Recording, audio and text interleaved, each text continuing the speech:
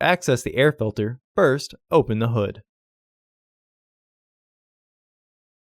Use the hood prop rod to support the hood.